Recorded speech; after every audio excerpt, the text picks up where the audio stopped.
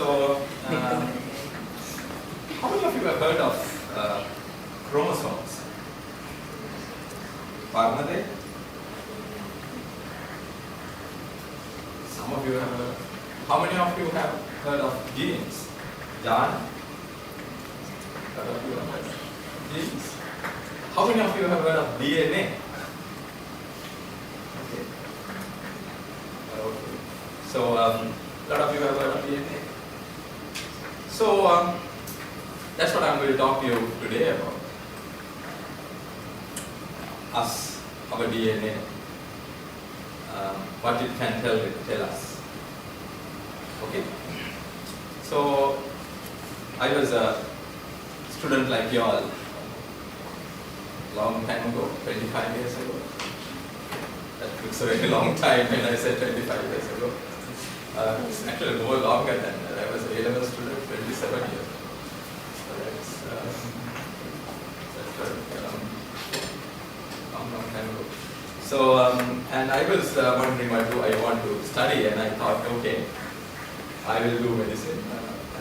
So I went to medical school and became a doctor, but I wasn't happy being a doctor. I thought, okay, I have to do something that I like now. And I wanted to do genetics. So in 1992, when I was in the medical school, I went to meet with the professor of genetics. And I said, I want to be a genetic doctor. He said, are you mad? Why? Because genetics was not developed. So he said, okay, are you mad? I do want to be a geneticist. So are you mad? Then I went and told my friends, I want to be a genetic doctor. And he said, they said, are you mad? You want to be a genetic doctor? Nobody knows that. It's rare disorders. But I will tell you today, genetics is not rare. All of you will one day be carrying your genetic profile, entire genetic profile. And we'll see a little bit of my profile today, later on. But I want to, why do you become a doctor? These days, a lot of people become doctors to make money. Okay, that's good. You become doctor to cure people. Okay. So, I have a daughter who is like, she's in grade 5. When she was in grade 2, she asked me, what are you doing? And I said, I'm a doctor doing genetics. And then she asked me, she somehow had found out that genetics is something permanent, you can't change. Then she asked me, how do you treat patients? And I said, I don't treat patients, I talk to them and cure them by talking. And that's what we were able to do in the past. We could only, talk to the families, tell them what is going on, listen to their sorrows and talk. So if you talk well to them, they will be happy, and at the end of it, that's all that you could do. But today, you can go beyond that, actually, and treat and help patients, and that is a very exciting thing. So let me talk about a patient with a genetic condition that we cured. Have you seen these type of pictures? What do you think this is? A child going to space? No, it is not a child going to space. It is a child who can't live in the normal world. What do you think? Why do you think you will not be able to live in the normal world?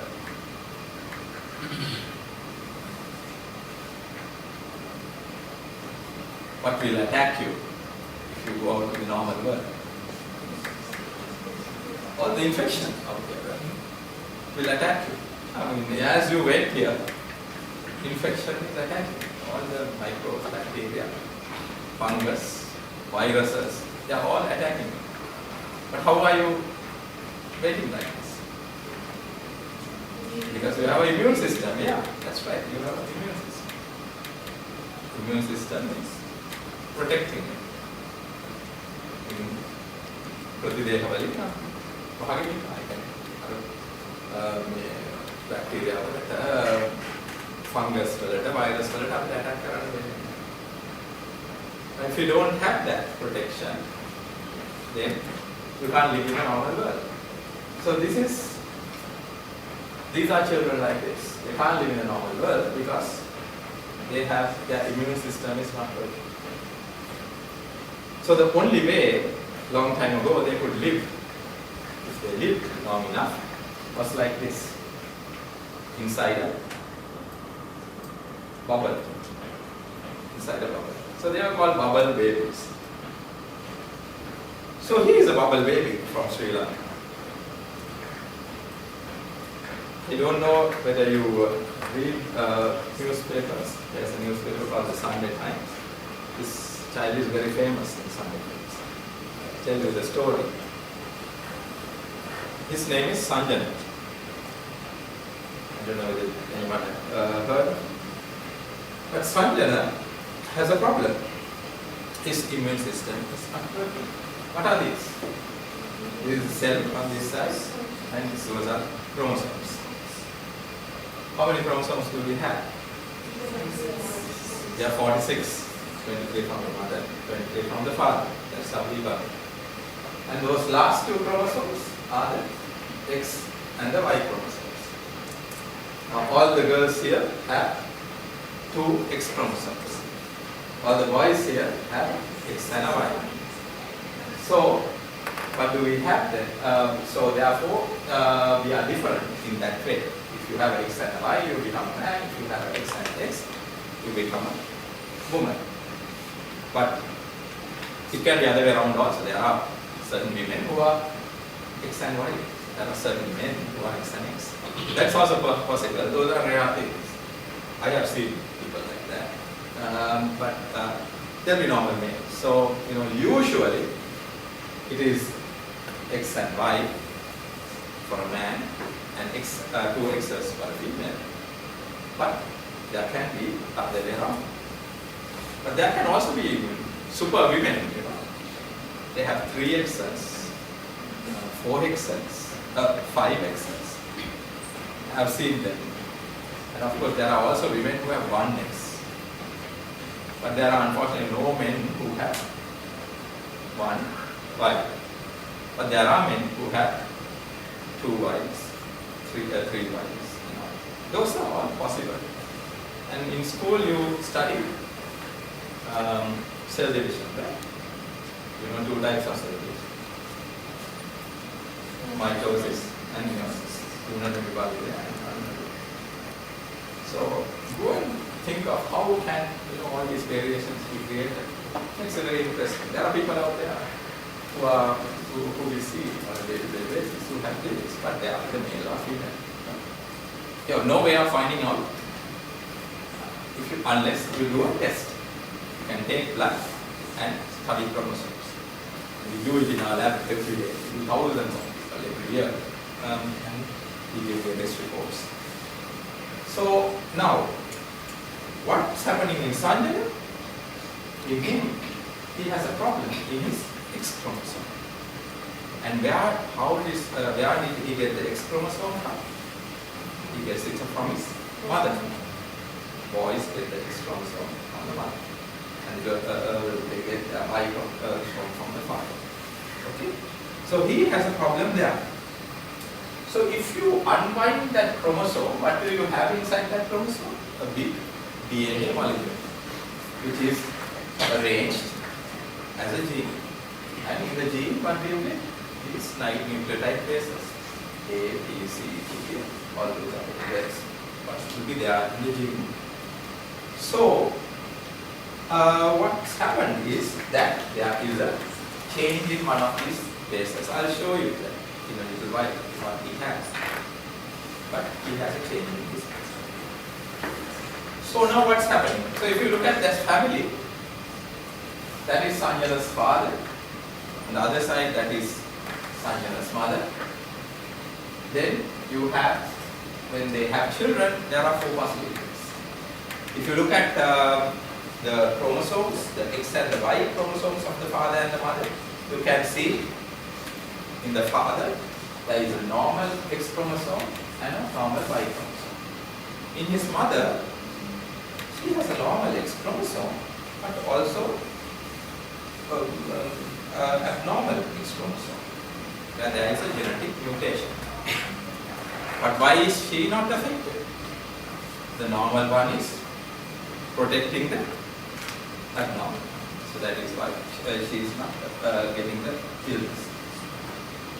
So if the father sends the normal, if the father sends the Y chromosome, normal boy. If the father sends the normal X chromosome and the mother sends the normal X chromosome, then you get a normal girl. If the mother sends the abnormal one and the father sends the normal one, the X, then you get a daughter like the mother. But if the father sends the Y and the mother sends the abnormal one, then there is no way to protect. And you get a son who has a illness. So this is what's happening in that family. Now, this is what their family tree looks like. Now, we as doctors draw family trees. When we draw family trees, we draw squares we do squares like that to show males. We draw circles like this to show the females. So we have males and females. So you can see these are 3 generations. The very oldest one, there are so many boys and girls. Then that generation, then there were grandchildren, then great grandchildren, and now this generation. So this is Sanjana's mother and father. They had 2 children before. Both of them were male before Sanjana, and both of them died. And as you can see in that family, there are all these black boxes of children who died, and all the children who died generally are males. And those all black boxes, there are, I think, 1, 2, 3, 4, 5, 6 there, and then 7, 8, 9, 10, 11, 12, 13, 14, 15. 15 of them died. They all died when they were about 3 or 4 months old. So that was the sad story of that family. And now here is the mother and father who want to have a normal child. So they actually came to me after the second child was dead. After the second child died, this time. And they came and said, this is our family history. What can we do? They were very unhappy and sad and so on. So I told them, okay, why don't you get over this grief and come, we'll help you have normal children. But they didn't come back for a long time. And then they came back like this, bringing Sanjana inside the womb. So the mother was pregnant again, and she wanted to know, she has a baby now, and she wanted to know, is this baby going to be normal or no? So how do you do that? How do I tell that? How do I tell that the baby is normal or abnormal? So you know this, right? So what do you know from this? If it is a girl, it will be normal. If it is a boy, that's 50% chance the boy would be affected. So I tossed the first coin, as it were, boy or girl. I lost the coin, I tossed the toss, because it turned out to be a girl. That was a boy. How do you find out whether it's a boy or a girl? What can you do? Well, inside the mother's womb, how do you do it? You can scan. You can scan and, okay, I told my friend, the obstetrician, scan and tell me, and he scanned and said, Vajira, I have bad news for you. It's a boy. So usually when it's a boy, it's a good news, right? That's what a lot of parents. So I said, bad news, a boy. Okay. Sorry girls, I'm not You know, I'm not going to tell that. Sure. Okay. Okay. Right. Then here, around the baby, what do you call it? Amniotic fluid. You can take the pot out, or you can go in through. What is this? It's umbilical cord, right? So all of us were connected to our mother with the umbilical cord. You can take blood from there. So I will do that. So my friend, the obstetrician, he got water from around the baby. And we did a genetic test. And this is what we found in him. So he had that bad green peak. He has only one peak. Why? He only has that bad gene from the mother. He doesn't have a normal gene from the father. So therefore, we know he's affected. So, what do we do next? Well, in most places, they will say, take the baby out and kill the baby, right? Abort the baby. So what we didn't do that. We said, okay, let's cure the baby. We can cure the baby. So how do we cure the baby? Where is our antibodies, immune system located? It is in the blood, right? Where is blood produced? In the bone marrow. So what can you do? So let's go from there. So in the past, basically, unless we do this, there's no way. But now we can do it. What do you do? You can actually take a person. So we can take Sanjana, give him some drugs, and give him radiation, so that all his bone marrow dies. So he has no bone marrow. And then you can get bone marrow from a person who matches Sanjana, genetically matches Sanjana, and put that bone marrow into Sanjana. And then the new bone marrow will go and get your marrow and give it to the liver. So you can do this. And we do it. When Sanjana was born, we didn't do it in Sri Lanka, but I'll tell you about it a little while later. We are doing it now in Sri Lanka. Yes. But so to cure Sanjana, this is what we have to do.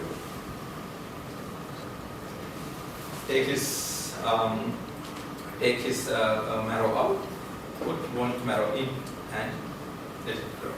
So that is what we did. But we had to, because when he was born about 5 years ago, 4 years ago, we couldn't do it in Sri Lanka. We had to send him abroad and do it with our friends. But it was very expensive. So we had to go to the press and say, okay, give us money to cure him. And a lot of people gave a lot of money. How much do you think it cost actually for us to cure him? Anybody for 1 million rupees? That's 2 million rupees. 3 million rupees? No. 5 million rupees? No. 10 million rupees? Nobody? 50 million rupees? No, he actually cost about, it cost about 10 million rupees. Okay. For him, he actually needed 2 transplants. So, because first one didn't work, so we give him a second one. So he actually ended up costing about 14 million rupees. Yeah, it was so expensive. Why? It was because it's expensive because it's done abroad, but we can do it for half the price in Sri Lanka. So we are doing it. So anyway, he's cured. He's not in a bubble. That's his mother. Yeah, fine and okay. That is what he was last year. 3 years old. And this year, in about 1 week's time, he'll be 4 years old. He's not in a bubble anymore. He was never in a bubble to begin with. And we don't need these kids to be in bubbles. So this is what we can do. So you can see, you go back to his family tree. 15 kids dead before him. And he's the survivor. So you can see the, the satisfaction in the entire family. We have got out of this thing which was going on for, you can believe, like about 50, 60 years in that family. Boys were dying, except these boys who actually were not related through a woman, it was related through a male person. So this is what modern science, genetics, modern science, personalized medicine can do. So to do that, you can actually go get DNA, analyze DNA, and cure. So there are lots of children out there, lots of families out there where there is no cure for some of the conditions that they have. And they go from one doctor to another, or they are very unhappy with the doctors. This family will never come to doctors because they can't cure this. But using modern technology, we can actually cure it. So today, more and more cures are coming for conditions like this. Now this condition is a rare condition. What do you mean by a rare condition? What do you mean by a rare condition? How frequently? So how many people in this world will have one of these conditions? About 1 in 1 lakh. Yeah, 1 in about 200,000. So 1 in 2 lakhs. 1 person in 2 lakhs. But rare conditions are not rare because 1 in 10 of us. So we have about 50 people in this audience today. So 5 of you will have a rare condition. I have a rare condition. Can you see? So my mother knew about it before I was born, long time ago. So how did she know about it? I was born in the 1960s. I won't tell you my exact age. So my mother knew about it those days. How did she? Ultrasound scan? No, not ultrasound scan. Ultrasound scan was not invented. The astrologer told her, your son will be born with one eye closed. Right? So that's, my mother knew that. Like this. The so-called DNA analyzers, which enable us to look at our entire genome. Not just one gene. So if you come to my lab next week, we are getting one of these. And the week after, we should be able to get a blood sample from you, study all your genes, and tell you what variations we have. So I was very curious about what is going on in me. And a few years ago, I was able to get some research funding, research money, and send my sample to a lab abroad and say, okay, do all my genes and tell me what do I have. So I know quite a bit about myself. And I will tell you about what I know, because this will happen to you one day, because you can use it and know it. So I have in my genome, how many nucleotides do you have in your genome? A, T, C, Gs, how many do you have? Do you know the entire number? 3 billion. Right? 3 billion. So out of the 3 billion, about 1% differs in people. So in my genome also, there's 1%, about 3 million. There are changes. There are various other details of it. I'm not going to tell you that. Also, I have 3 million changes. And that is what all of us are. Like if I were to sequence all your genes and compare, how similar are you to each other? How similar are you to each other? Let's take one girl from this side and a boy from this side. How similar are both of you genetically? 99.9%. 99.9% you are similar. If I bring in, well, there's no French person here in the audience. Is there a French person? There is? Okay. Okay. Yeah, it is. So how similar is he to us? yeah, he's 99.9% similar to us. You know. So if I bring in an African, how similar is that person to us? It's 99.9% similar to us. So that is why we are all human. Okay. So anyway, so but that 0.1% equals 3 million differences. So we have 3 million differences. All right. You know, I have a bioinformatician in my lab, and I told him, okay, look at all my variations and tell me how many of those are bad. This is what he said. He said, I have all these, you know, 800 of bad ones. And I said, okay, look at it more and tell me what is really, really bad. And he gave me quite a bit of information, and I'm okay, but I'll tell you a few things that I wanted to know about. Now, I have a condition called glaucoma. How do I know that? Have you ever heard of what glaucoma is? No? Yeah, it's a vision problem, right? So one day I can go blind. How do I know that? Because my grandmother, my great-grandmother went blind, and then therefore people knew about it. So this is what happens, like you develop pressure in your eye, and inside your eye there's a cup that turns like that. So when the doctors look at my eye now, it looks like that. But you can control it now with medicine, so I won't go blind. I won't go blind, so I know that it's only if I neglect it. But I was curious to find out, do I actually have a mutation which is causing this? And the answer to that is yes, I have a mutation in one of the genes which is causing this.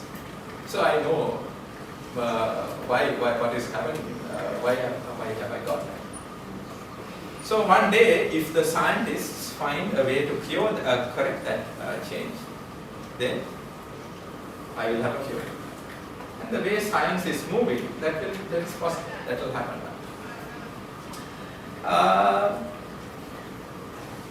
have a very common skin condition. I'm sure a lot of people here have. It's called ichthyosis. What's that? Dry skin. Right? So you know, legs look like that, a little scaly. This is extreme. So that is ichthyosis. So I asked my bioinformatics person, do I have a mutation for that? And yeah, you turn around and say, yes, you have a mutation which is causing common ichthyosis. So what are the other types of thalassemia you have? Yes, beta thalassemia, and what's the other type of thalassemia? Anyway, alpha thalassemia. Right. So when you do this test, because you are looking at all the genes, I also know that I don't have alpha thalassemia because the alpha thalassemia gene was also tested. So that is right. You know, our family, we go to astrologers, so they say a lot of things. So my astrologer says, I will develop diabetes. And one day, I will be, checking my blood all the time. Okay. So I asked my bioinformatician, do I have genetic changes which will make me develop diabetes? So the answer was unfortunately yes. So that means I have to cut down on all the sweets that I eat and so on. But anyway, at least I know that I have an underlying predisposition. So I can do something about it. Okay, so you can control your bad habits. So that is the beauty of it. So what are other bad habits that people have? Smoking? Yeah, a lot of people smoke. I have never smoked. But my father was a person who smoked about 40 cigarettes per day. So he burned a lot of money. So, but I now forgive him because my bioinformatician tells me that in my genome there is a genetic change which predisposes to addiction to smoking. So I'm really happy that I never took this, even tried it, because if I had tried it, I would have probably become addicted to smoking. So I don't eat it. So thankfully, I'm fine. So like this, you can begin to understand. So you can see now, unlike in the past, by looking at your genome, you can begin to understand who you are, what disease you have, what kind of predispositions you have, and take control of your health. Because after all, you don't want to fall ill. So you can see by looking at my genome that there are certain conditions that I have, nothing serious, though everything is not so serious, but there's a genetic basis for that. Then there are certain things for which I'm predisposed, like diabetes. So if I don't do something about it, if I don't exercise, I don't cut down on my sugar and things like that, then I'm basically not being responsible about my life. There's no point going to doctors after eating all the junk food, Coca-Cola, burgers and everything, and saying I have now got diabetes, if you really did not take care of yourself. So that is what genomic medicine is all about. Another thing that genomic medicine is telling us is, okay, based on the our genetic profile, we can tell what medicines will work for us and what medicine will not work for us. Now, how is that? If you take a drug, if you take any medicine, that medicine is like eating a food, right? Am I correct? Same thing, like, although it's in a pill, we just put it in our mouth, so we ate something. What happens when you eat something? It gets absorbed. And where does it go first? It goes to the liver. In the liver, what happens? It gets converted to other things. So the enzymes in the liver can convert this and make them inactive. So if you have enzymes in your liver, certain because of genetic mutations, if you have altered enzymes, what can happen? Two things can happen. One is you may have enzymes which will destroy the drug. So even if you take the drug, you won't get cured. The other possibility is you may have enzymes which are inactivated. So when you take drug, there's no way for the body to inactivate the drug. So what happens? It becomes an overdose.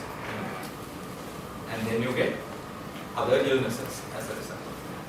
So I asked my bioinformaticians, what do I have that type of thing? So they looked at it and said, yes, I have genetic changes which make certain type of drugs which you will take if you have infections with viruses. Those drugs will be ineffective. If I take them, it will not work. Because I have a mutation which will destroy them. Then there are certain drugs you give for high blood pressure.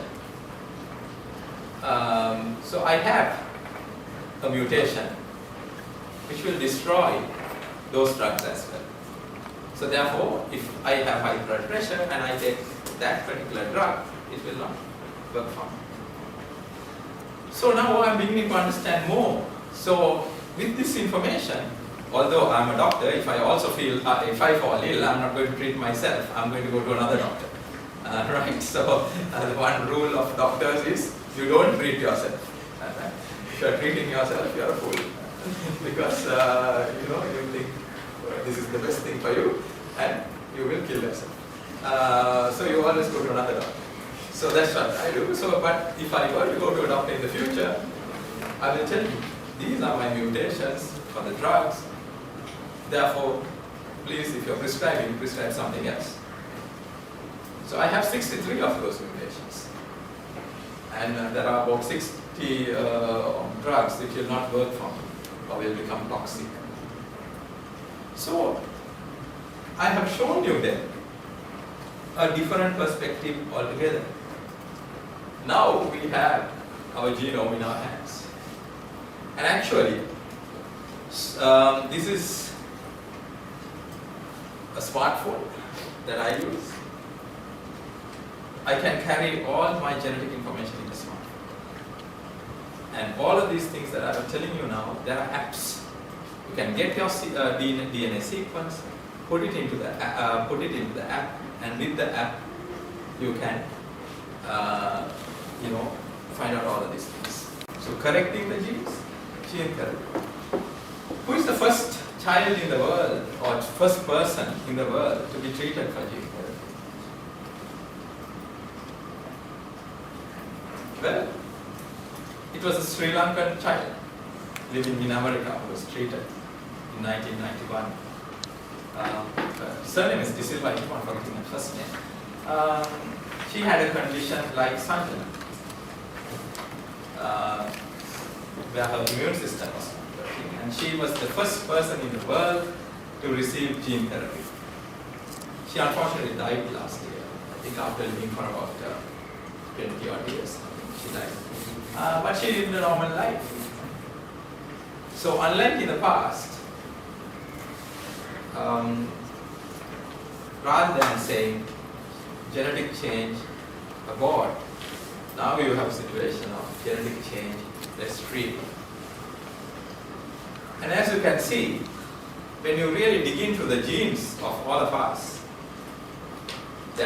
all of us would have more than one genetic change that is causing our illnesses. That's what I was trying to illustrate with my genome. So I'm a healthy person, but I have these different things, which I can explain with my genes. So similarly, if we were to do the same thing in all of you, all the information that you know about yourself will become more meaningful.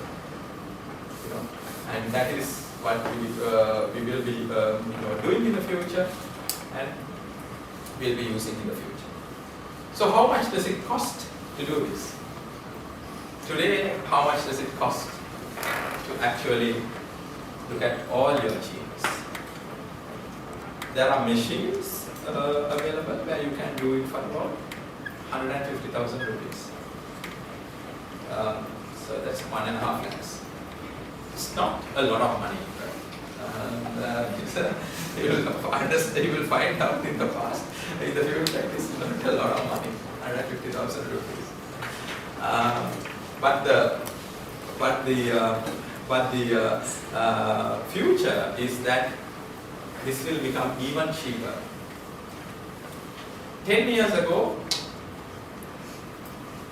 how much do you think it cost to do an entire genome? You will be amazed if I tell you the price.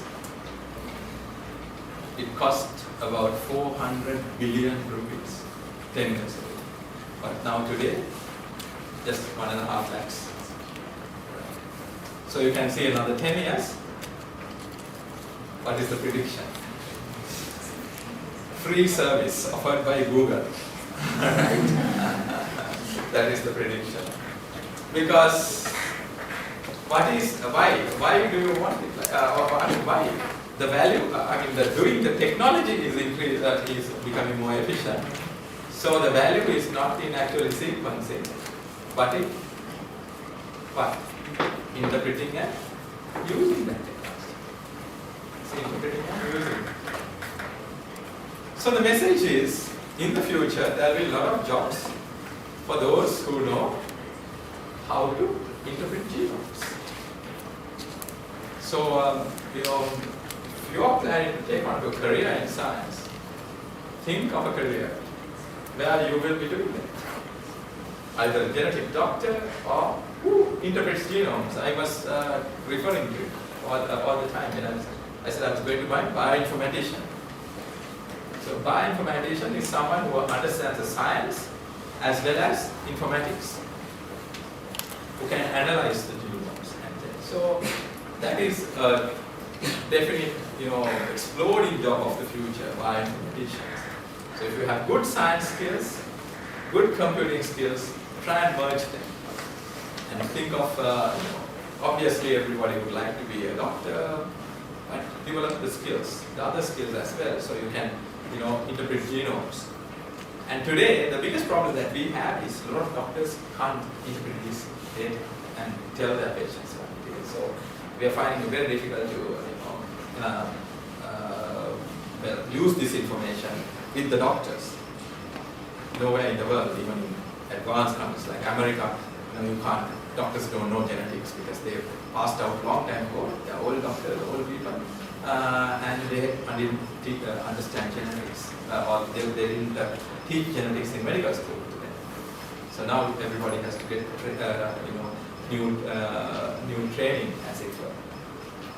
So this is my message. So the future is going to be in your hands, your future, in terms of what illnesses you have, what illnesses you will develop. So it's all about health,